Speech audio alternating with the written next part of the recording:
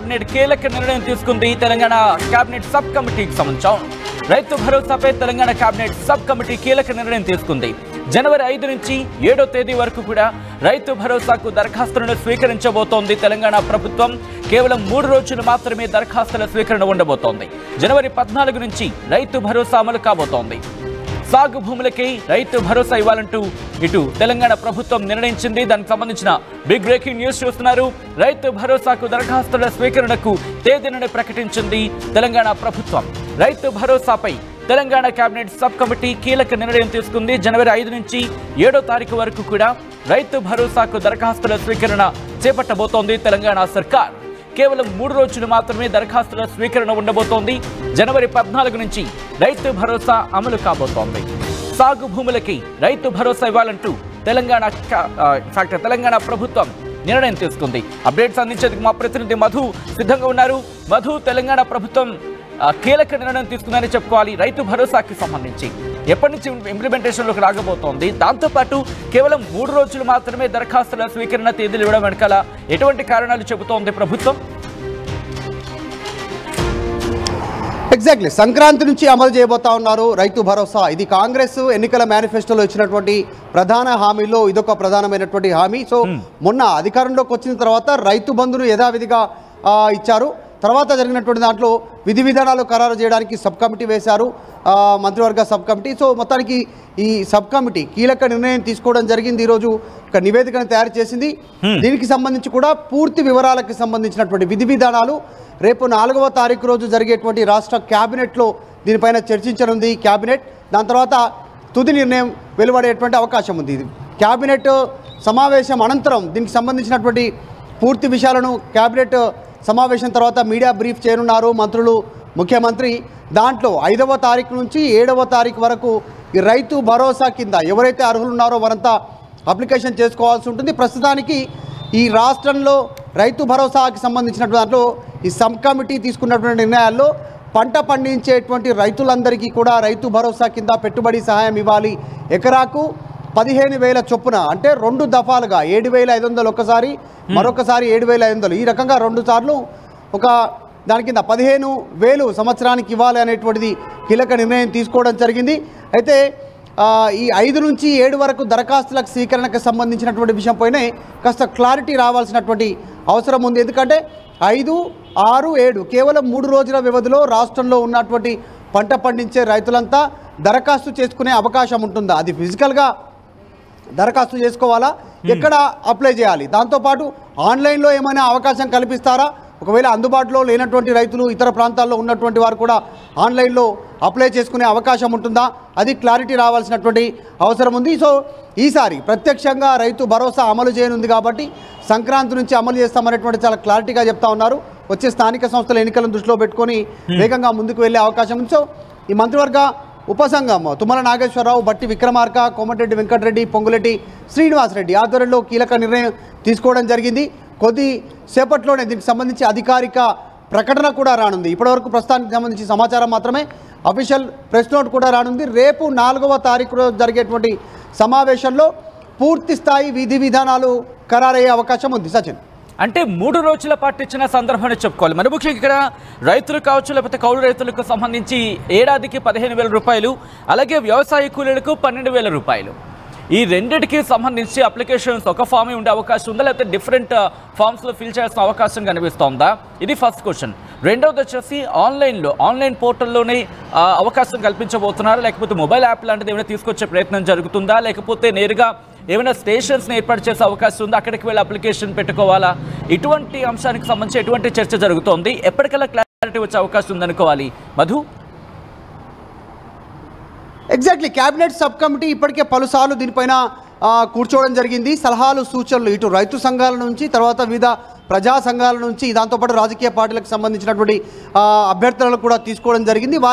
వారి సలహాలు, సూచనలను ఇంప్లిమెంట్ చేయనుంది. ఈ అప్లికేషన్ అనేటువంటిది 5 నుంచి 7వ తారీఖు వరకు తీసుకునేటువంటి ఈ దరఖాస్తులు ఏవైతే ఉన్నాయో, మరి ఆన్లైన్ దరఖాస్తు తీసుకుంటారా, లేదంటే డైరెక్ట్గా ఫిజికల్గానే గ్రామ స్థాయి లెవెల్లో అక్కడ దరఖాస్తు తీసుకునే అవకాశం ఉంటుంది. ఎందుకంటే ఇప్పుడు ప్రస్తుతం సర్పంచ్ వ్యవస్థ లేదు, ప్రత్యేక సంబంధించినటువంటి ఆఫీసర్ల పాలన కొనసాగుతుంది గ్రామ స్థాయిలో. కాబట్టి ఎట్లాంటి నిర్ణయం తీసుకోనుంది అనేటువంటిది చూడాలి. దాదాపు ఆన్లైన్ వేదికగానే ఈ అప్లికేషన్లు తీసుకునే అవకాశం ఉండొచ్చు, ప్రత్యేక యాప్ ద్వారా కావచ్చు, ప్రత్యేక వెబ్సైట్ ద్వారా కావచ్చు అనేటువంటి చర్చ ఉంది. ఎందుకంటే మొన్న జరిగినటువంటి రైతు రుణమాఫీకి సంబంధించినటువంటి విషయంలో కూడా పూర్తి స్థాయిలో ఆన్లైన్ డీటెయిల్సే తీసుకున్నారు. నెక్స్ట్ ఇందిరమ్మ ఇండ్లకి సంబంధించినటువంటి విషయంలో దానికి ప్రత్యేక యాప్ రూపొందించారు. దాని ద్వారానే ఎవరు అర్హులు ఎవరు అనర్హులు అనేటువంటిది గుర్తించే పనిలో ప్రభుత్వం ఉంది. సో ఇది కూడా రైతు భరోసా అనేటివి కూడా అత్యంత ప్రతిష్టాత్మకంగా భావిస్తూ ఉంది ప్రభుత్వం. కాబట్టి దీన్ని కూడా ఆన్లైన్ ద్వారానే దాదాపు స్వీకరణ ఉండొచ్చు, అప్లికేషన్ల స్వీకరణ. చూడాలి మరి గడువు ఏమన్నా పెంచే అవకాశం ఉంటుందా, ఎందుకంటే సంక్రాంతి నుంచే రాష్ట్ర ప్రభుత్వం అమలు చేయాలనుకుంటుంది. ఆల్రెడీ ప్రభుత్వం దగ్గర డేటా ఉంది. గత ప్రభుత్వం 10 సంవత్సరాలు రైతు బంధు పేరిట డైరెక్ట్గా రైతుల అకౌంట్లో డబ్బులు జమ చేసినటువంటి సిచ్యువేషన్ అందరికీ తెలిసిందే. అధికారుల దగ్గర సమాచారం ఉంది, ప్రభుత్వం దగ్గర సమాచారం ఉంది. కానీ అప్పుడు పంట పండించినా పంట పండించకపోయినా రైతు పేరిట భూమి ఉంటే వారందరికీ రైతు బంధు పేరిట డైరెక్ట్గా పెట్టుబడి సాయం అకౌంట్లో పడింది. కానీ ఇప్పుడు వీరు పంట పండించేటువంటి వారికే రైతు భరోసా పెట్టుబడి సహాయం అందించాలనేటువంటిది ప్రభుత్వం భావిస్తుంది. ఇప్పటికే సలహాలు సూచనలు తీసుకుంది, దాన్నే ఇంప్లిమెంట్ చేయనుంది. సబ్ కమిటీ కూడా అదే నివేదిక రూపొందిస్తుంది. రేపు క్యాబినెట్ సమావేశం తర్వాత మొత్తం మంత్రులు ముఖ్యమంత్రి కీలక నిర్ణయం తీసుకున్న తర్వాత 4వ తారీఖు రోజు సాయంత్రం వరకు ఒక క్లారిటీ అయితే రానుంది. సో మొత్తానికి విధి విధానాలు క్యాబినెట్ సమావేశం తర్వాత పూర్తి స్థాయిలో బహిర్గతమయ్యే చాలా మంది క్వశ్చన్ రైజ్ చేయడం జరుగుతోంది. దరఖాస్తుకి మరింత గడువు ఇవ్వాల్సిన అవకాశం ఉంది అనే చర్చ కూడా అప్పుడే జోరందుకుంటోంది. 3 రోజులే ఎందుకు అనే అంశానికి సంబంధించి ఎటువంటి క్లారిటీ వస్తోంది? దీన్ని ఇంకా ఎక్స్టెండ్ చేసే అవకాశం ఉందా? దీన్ని మరింత పొడిగించే అవకాశం ఉందా? ఎగ్జాక్ట్లీ, అంటే ప్రస్తుతానికి ఇది సూత్రప్రాయంగానే 4వ తారీఖు రోజు పూర్తి స్పష్టత వచ్చే అవకాశం ఉంది. రాష్ట్ర కేబినెట్ సమావేశం ఉంది ముఖ్యమంత్రి అధ్యక్షతన ఆ రోజు సెక్రటేరియట్లో. కాబట్టి ఆ రోజు క్లారిటీ రానుంది. ప్రస్తుతానికి ప్రాథమిక సమాచారం వరకు 5వ తారీఖు నుంచి 7వ తారీఖు వరకు రైతుల నుంచి అప్లికేషన్లు తీసుకుందాము, వారి పంట వివరాలు ఎప్పుడెప్పటి నుంచి సాగు చేస్తూ ఉన్నారు, ఎవరి పేరుపైన ఎంత భూమి ఉంది అనేటువంటి వివరాలతో కూడినటువంటి వాటిని బ్యాంకు డీటెయిల్స్తో సహా మరొకసారి అప్లికేషన్ల ద్వారా తీసుకునే అవకాశం ఉంది.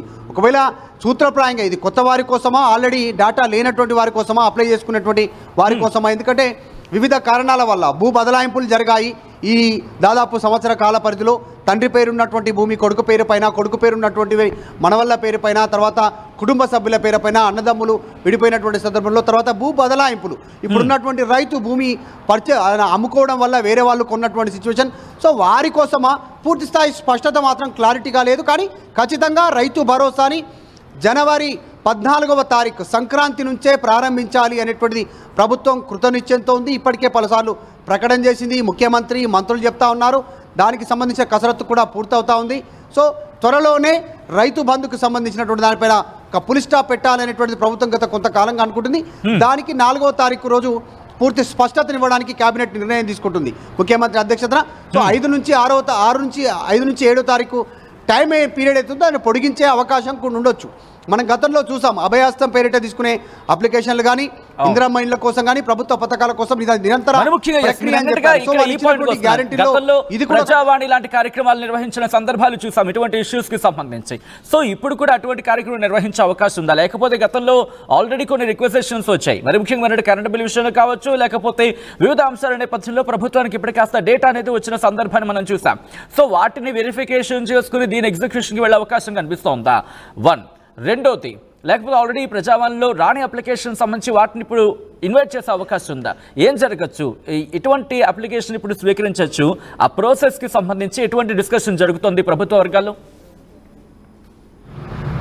ఎగ్జాక్ట్, ఇది మళ్ళీ కొత్తగా అప్లికేషన్లు తీసుకోవడానికి రాష్ట్ర ప్రభుత్వం సమాయత్తం అవుతా ఉంది. మనం చూసాం సచిన్, ఆల్రెడీ ఈ ప్రజాపాలన పేరిట అభయహస్తానికి సంబంధించినటువంటి అప్లికేషన్లు తీసుకున్నారు మాన్యువల్గా. మొత్తం గ్రామాన వార్డు సంబంధించినటువంటి ఏరియా వైజ్గా మొత్తం డివిజన్ల వారిగా, మండలాల, జిల్లాల వారిగా అప్లికేషన్లు తీసుకున్నారు. అది కుప్పలుగా అయిపోయాయి. వాటిని డిజిటలైజేషన్ చేయడంలో ఫెయిల్ అయింది ప్రభుత్వం. అవంతా చెత్త కుప్పల్లో కనిపించాయి, చెత్త బుట్టల్లో కనిపించాయి. సో దాన్ని పక్కన పెట్టింది రాష్ట్ర ప్రభుత్వం. దాన్ని పక్కన పెట్టిన తర్వాతనే రీసెంట్గా జరిగినటువంటి ఇష్యూ మనం ఒకటి చూస్తే రైతు రుణమాఫీకి సంబంధించినటువంటి అంశం.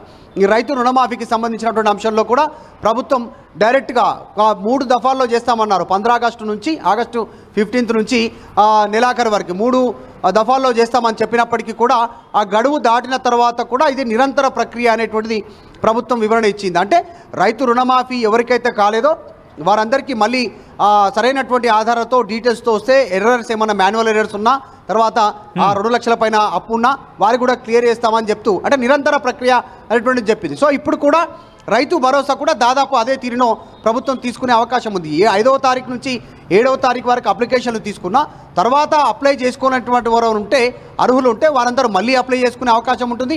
ఇది కూడా నిరంతర ప్రక్రియ అని చెప్పే అవకాశాలే ఎక్కువగా ఉన్నాయి. ఎందుకంటే రైతు భరోసా కింద డైరెక్ట్గా రైతు అకౌంట్లో పెట్టుబడి సహాయం 7,500 ఎకరాకి వేయనున్నారు. ఇంకా రైతు కూలీలకు సంబంధించి తర్వాత రైతు సంబంధించినటువంటి ఏదైతే కౌలు రైతులు తీసుకుంటారో భూ బదలాయింపు అంటే హామీ పత్రంతో బాండ్ పేపర్ పైన రాసుకుంటారో అసలైన రైతు నుంచి కౌలు తీసుకున్నటువంటి రైతు ఆ హామీ పత్రం ఉంటే కనుక కౌలుకు తీసుకున్న రైతుకి రైతు భరోసా కింద నిధులు పడేటువంటి అవకాశం ఉంది. దీనిపైన ఇవి అన్ని విషయాలపైన రేపు 4వ తారీఖు రాష్ట్ర కేబినెట్ సమావేశం తర్వాత క్లారిటీ రానుంది. ఒక స్పష్టత వచ్చే అవకాశం ఉంది.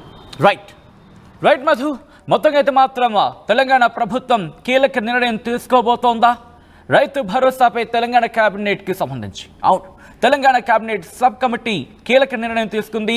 జనవరి 5 నుంచి 7వ తేదీ వరకు రైతు భరోసాకు దరఖాస్తుల స్వీకరణ అంశాన్ని పరిశీలిస్తోంది. కేవలం 3 రోజులు మాత్రమే దరఖాస్తుల స్వీకరణ ఉండబోతున్నట్టు చర్చ జరుగుతోంది. జనవరి 14 నుంచి రైతు భరోసా అమలు చేయాలంటూ ప్రభుత్వం యోచిస్తోంది. ఈ నేపథ్యంలోనే సాగు భూములకి రైతు భరోసా ఇవ్వాలని ఇప్పటికే ప్రభుత్వం నిర్ణయించుకుంది. ఈ నేపథ్యంలో ఇప్పుడు కేబినెట్ సబ్ కమిటీ భేటీ కావడం, ముఖ్యంగా కేబినెట్ సబ్ కమిటీ కీలక నిర్ణయం తీసుకోవడం, ఇది కేబినెట్ దగ్గరికి వెళ్ళబోతోంది. కేబినెట్ చర్చించబోతోంది. 4వ తారీఖున తెలంగాణ కేబినెట్ భేటీ కాబోతోంది. తెలంగాణ కేబినెట్ భేటీ అయ్యి మంత్రివర్గం పూర్తిగా దీని మీద సమీక్షించబోతోంది. సమీక్షించిన తర్వాత 3 రోజుల పాటు ఉంటే అవకాశం ఉంటుందా, లేకపోతే ఇంకొన్ని రోజుల పాటు ఎక్స్టెండ్ చేసే అవకాశం ఉంటుందా? 4వ తారీఖున భేటీ కాబోతోంది కాబట్టి భేటీ అయిన తర్వాత నుంచి ఆ దరఖాస్తుల స్వీకరణ ఉండబోతోందా? ఎందుకంటే దరఖాస్తులను స్వీకరించాలి. దరఖాస్తులను స్వీకరించిన తర్వాత వాటిని స్క్రూటనైజ్ చేయాలి. చేసిన తర్వాత వాటిని ప్రాసెసింగ్ అంటే ఆ ప్రాసెస్ జరిగేందుకు వాటిని సాఫీగా జరిగేందుకు ఏర్పాట్లు చేయాలి. ఇవన్నీ దాదాపుగా జనవరి 14 లోపే జరగాలి. కాబట్టి 3 రోజులే సమయం తీసుకుంటుందా, లేకపోతే ఇంకొక 2 రోజుల్లో, లేకపోతే గతంలో మనం చూసాం ప్రజాపాలన సందర్భాల్లో కూడా దాదాపుగా 1 రోజుల అంశానికి సంబంధించి కొన్ని సందర్భాల్లో 6 రోజులు లేకపోతే 5-6 రోజులు సమయం తీసుకున్న సందర్భాన్ని కూడా మనం చూసాం. సో అటువంటి అవకాశం తీసుకుంటుందా? ఇప్పుడైతే తెలంగాణ కేబినెట్ సబ్ కమిటీ భేటీ అయింది. భేటీ అయ్యి ఈ అంశాన్ని పరిశీలించి ప్రభుత్వం దృష్టికి తీసుకెళ్లబోతోంది. 3 రోజుల పాటు ఈ దరఖాస్తుల స్వీకరణ ఉండబోతుందనేది మనకు అందుతున్న సమాచారం. ఈ నేపథ్యంలో 3 రోజుల పాటు అయితే సరిపోతుందా? ఒకసారి మీ అభిప్రాయాన్ని కూడా షేర్ చేసే ప్రయత్నం చేయండి. ఆల్రెడీ పోల్ అనేది ఏర్పాటు చేసింది ఆర్టీవీ, మీరు చూడొచ్చు. దరఖాస్తుకి మరింత గడువు కావాలనుకుంటున్నారు. ఒకసారి మీ వర్షన్ ఏంటి అనేది కూడా ఒకసారి ఆ పోల్లో చెప్పే ప్రయత్నం చేయండి. ఎట్ ద సేమ్ టైం ఈ అంశానికి సంబంధించి మీ అభిప్రాయం ఏంటి? మీరేమనుకుంటున్నారు? దరఖాస్తుల స్వీకరణకు సంబంధించి మరింత సమయం కావాలనుకుంటున్నారా? దరఖాస్తు గడువు మరింత పొడిగిస్తే బాగుంటుంది అనుకుంటున్నారా? దాంతోపాటు